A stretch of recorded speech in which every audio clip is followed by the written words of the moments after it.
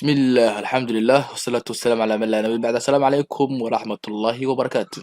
وبكر محمد يلحو إن شاء الله تعالى وحنا قادم دونا قيبتا لحدني استداد برنامج كنا حل أنت مسألين كحسابته إن شاء الله مسألتنا ومسألة مركز أت وفضود يلحو برقد له بقول يسدح دولار قيب سدي سي يلحو سدح $8 وده يرادو برقد له إمي سامد كيف هيستا هذا مركز كل عدي وحوي بقول $6 أيا واحد قيب سدي يلحو برقد له balse $8 ayuu dheer yahay yalaxu barqada haddaba mid kasta lacagtu uu haysto waa imisa waa yahay waxaan isticmaalaynaa variable ama doorsame lagu magacaabo egas ayaynu qaadanaynaa markaynu egas qaadano egastan maxaynu qaadanaynaa egastan waxaynu qaadanaynaa lacagta uu ama qaybta lacag uu qaadanayo yalaxu haddii lacagta uu qaadanayo yalaxu egas ay tahay maadaama $16 uu ka badan yahay barqadle uu yalaxu macnaha badan yahay kana badan yahay barqadle lacagta barqadle uu qaadanayo markaas ayaa waxay noqonaysaa egas minus 13 haddaba egas minus 13 waa lacagta uu qaadanayo barqadle halka lacagta yalaxu uu qaadanayo tahay egas sidaas daraadeed lacagta ay wada qaadanayaan ama lacagta ay wada qaybsanayaan waa $103 haddaba waxaan leenahay markaa egas oo lacagta yalaxu ah oo lagu daray egas minus 13 oo lacagta ah barqadle ayaa waxay leegtahay baan leenahay 103 haddaba islaagta sidaas ay ku dhisantaa kaliya waxaa dhiman inaanu shaqeyno waxaan leenahay markaan egas plus bilaha ka bixi ama bisha ka bixi egas minus 13 waxaan leenahay egas minus 13 intaas waxay leegtahay 103 haddaba laba egas isugee waa 2 egas minus 13 equal maxay leegtahay 103 haddaba 2 egas waxaan dhihi doonaa minus 13 kaas xagga iskaga wareeji waxaan leenahay markaan 2 egas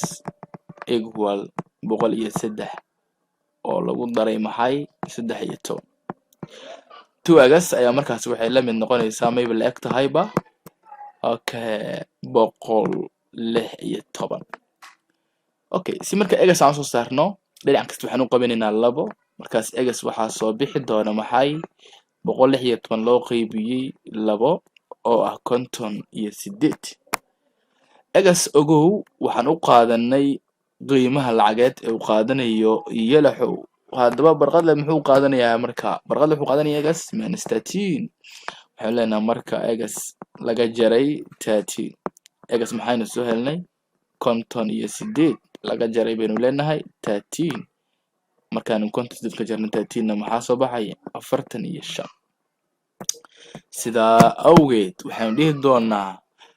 yalaxu